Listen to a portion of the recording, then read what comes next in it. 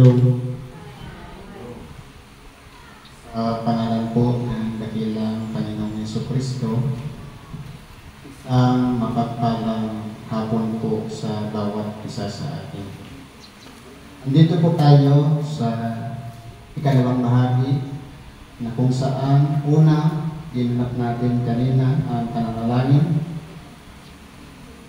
Yung ating mga kahilingan, ipinapahatid natin sa Diyos sa pamamagitan ng mga pagsamo, mga awitin, papuri sa Diyos.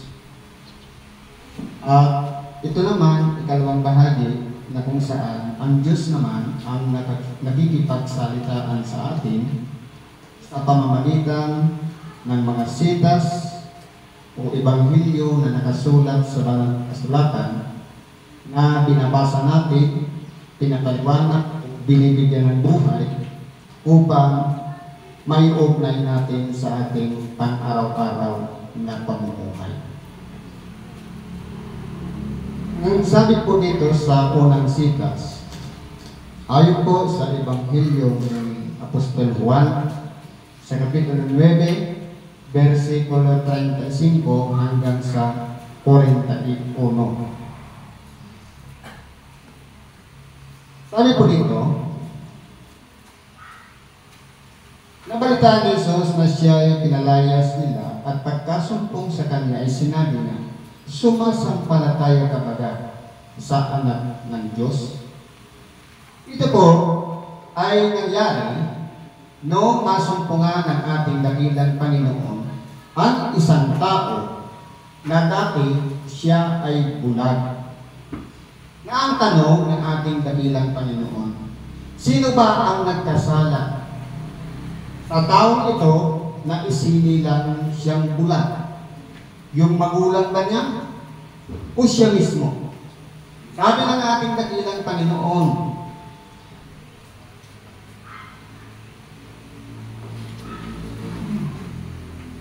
sabi niya, hindi dahil sa ang taong ito'y nagkasala ni ang kanyang mga magulang man, kundi upang mahayag sa kanya ang mga gawa ng Diyos. Ibig sabihin, nais ipamalas ng ating dakilang Panginoon na hindi dapat sisihin yung tao na siya'y isinilang na bulag, ni maging ang magulang man, sapagkat hindi nila kasalanan na ang taong yaon ay maging bulag. Pero dahil nga lumapit sa ating dakilang Panginoon, ano ang ginawa ng ating dakilang Panginoon? Na kung aralin natin, hindi magandang pamamaraan na pinagaling niya ang isang bulag. Bakit po? Siya'y lumura at ginawang putik yung lura at ipinahid sa mata ng bulag at sinabi, pumunta ka ika nga doon sa Siloe at maghilamos ka doon. At ang nangyari, ginawa na ng bulag ang ayon sa sinabi ng ating dakilang Panginoon at siya po ay gumaling at hindi na siya naging bulag.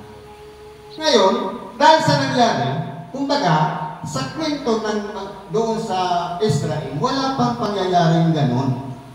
Kaya marami ang mga nagpusyoso, nagtanong na kung papaano siya gumaling. Ang sabi ng bulag, yaong tao na nagsabi sa akin maghilamos ka.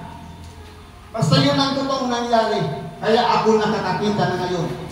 Hindi pa nakuntinto, tinawagan pa yung magulang. Na parang pinatutunayan nila na hindi yun magagawa ng isang makasalanan. Dahil yun ang paratang nila sa ating dakilang Panginoon. Na hindi niya magagawa na magpadilat ng mga bulag.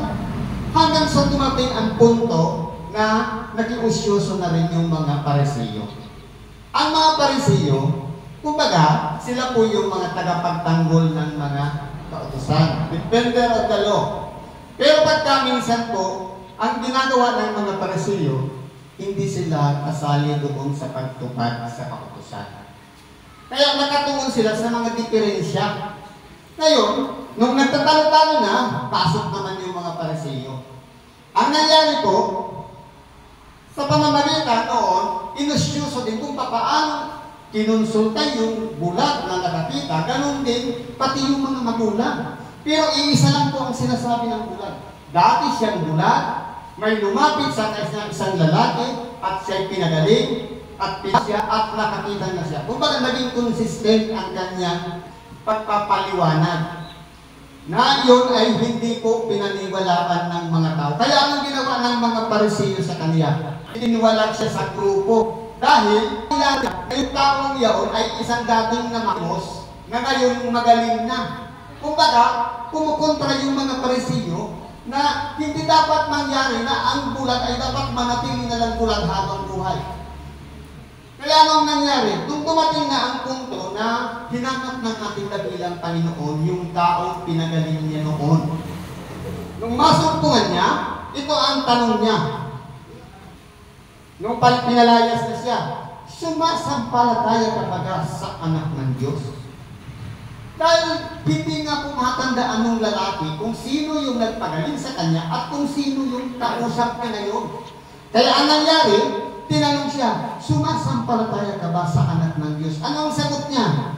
Sumagot siya at sinabi, at sino ba siya, Panginoon, upang ako'y sumampalataya sa kanya? Na gusto pa ng tao yaon na kanyang pinagaling ay ipaliwanag sa kanya, ipakilala sa kanya ng lubusan kung sino ba yung tao na dapat niyang sampalatayanan. Kung sino ba yung nagpagaling sa kanya. Sapagkat sinasabi ng ating, sumasampalataya ka ba sa anak ng Diyos? Kaya kung titingnan po natin dito, isang bagay na pagkaisipin natin na sa totoo lang ng ating dakilang Panginoon, sinunod niya lang yung kagubitin sa kanya ng Ama na walang iba, ang mga bulag ay kinakailangan makakita. Kumbaga, hindi lang sa pangangaral ng salita ng Diyos o kaharian ng Diyos, kundi ang tumulong din sa mga aba, sa mga may higit na pangangailangan na kumbaga makawala na sila doon sa sistema na sila ay nasa kalagayan ng isang bulag na inaalipusta ng mga nakakakita. At kumbaga inaalipusta o binabaliwala. Sabi po dito, sinabi sa kanya ni Jesus, siya ay nakita mo na at siya nga ang nakikipagsalitaan sa iyo. Hindi man direktamente sinabi ng ating dakilang Panginoon na ako yun. Ang sabi ng ating siya ay nakita mo na.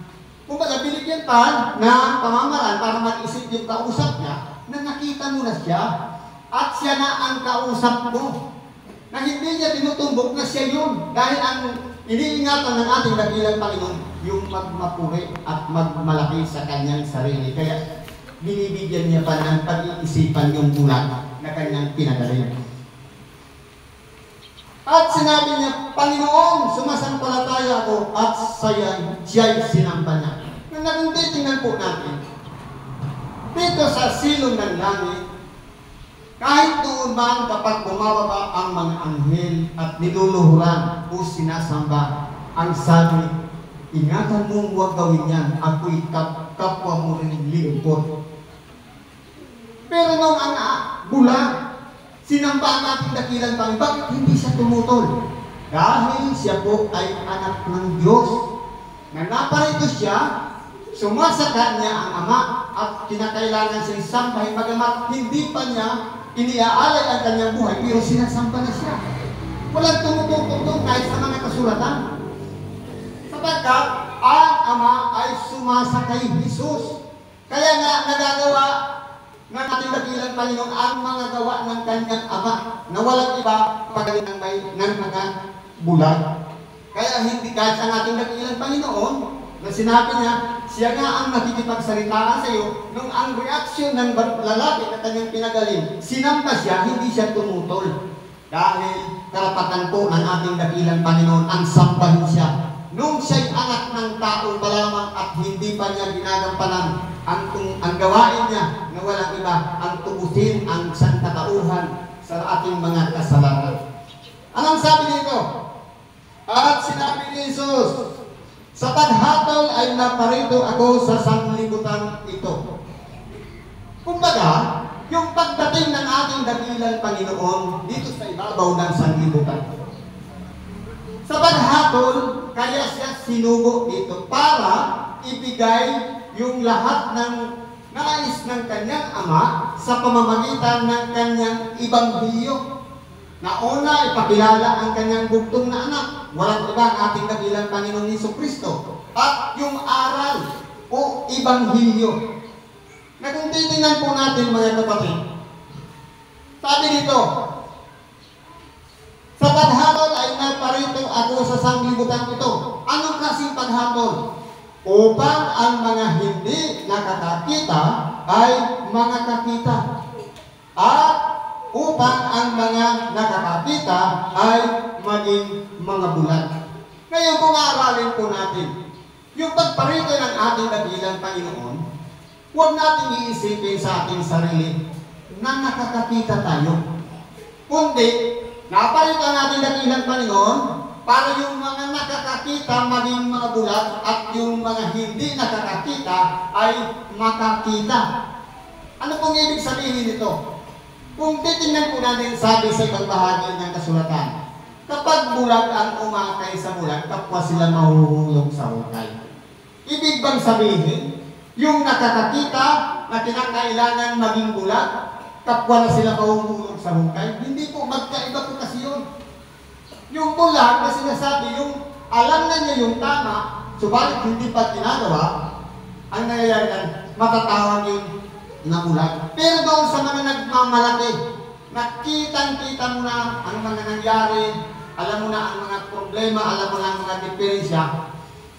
Sabi nga, ng ating dakilang Panginoon dito, upang ang mga hindi nakakita ay makakita. Nang sa ganun, yung mga inosente, yung mga walang alam dapat mamulat. At yung mga dilat o yung mga mulat ay hindi makakita. Na tinuturuan tayo dito ng ating dakilang Panginoon na mag-control ng ating sarili. Na pagkamat mayroon tayong nakikita, kinakailangan natin ipalagay sa ating sarili ang kalagayan na wala tayong nakita baka sakaling pagkasala pa tayo at makatulik pa tayo ng pagkakamali sa harapan ng Diyos. Ngayon, anong nangyari? Yung mga Pariseo na kasama niya ay nakarinig ng mga bagay na ito at sa kanya sinabi, kami baga naman ay mga bulag din. Ngayon, kahit yung mga Pariseo, kumbaga para silang mga perfectionist, ang gusto nila palagi silang tama, ayaw nilang matalo. Ngayon, sabi na, kami ba naman ay mga bulag din? Ang sabi ng ating dakilang Panginoon sa kanila, sinabi ni Jesus, kung kayo'y mga bulag, ay hindi kayo magkakaroon ng kasalanan. Ngayon, mas pasalamat pa pala natin na manatili tayo sa kalagayan ng isang bulag. Dahil ibinibilang yun na ang isang bulag ay walang kasalanan. Dahil hindi siya makakakita. Hindi niya malalaman yung mga nangyayari sa ibabaw ng sanglibutan. Sabi dito ng Arion, datapwat kayo'y sinasabi niyo, kami nakakakita na nanatili ang inyong kasalanan. Kaya kung titingnan po natin, ano ba ang ibig ipaliwanag ng ating Panginoon dito sa Ebanghilyong ito? Ano bang klaseng pagpabulag ang nais niyang ipaunawa sa atin? At ano bang klaseng kalagayan na tayo ay nakakakita na huwag natin samantalahin yung pagkakataon na tayo ay nakakakita? Kundi, sabi nga dito, ang walang kasalanan ay nasa kalagayan ng isang bulag. Siya'y inosente. Siya walang nalalaman anuman dahil niya sa kanyang kalagayan, nasarado ang kanyang mata. Pero yung nakakakita, bukas na bukas tayo sa lahat ng mga offer ng pagkakasala. Kaya po yun ang pag-ingatan natin, na habang tayo po ay merong paningin, huwag natin samantalahin na yung nakikita natin magamit upang makapagyurat tayo ng kapwa, makapahamak tayo ng kapwa, makapinsala tayo ng kapwa. Kundi ang tinuturo ng ating dakilang Panginoon, magturingan tayo bilang magkakapatid. Sabi nga, tayo ay isang katawan, kanya-kanyang bahagi, ang bawat bahagi ay kaugnay sa bawat isa. Panatilihin natin sa ating kalagayan. Arsi, na walang iba, ang mga Pariseo, palagi silang malinis ang sin. Kundi pakaisipin natin, sabi nga, walang matuwid, walang kahit isa, tama yung sinabi kanina.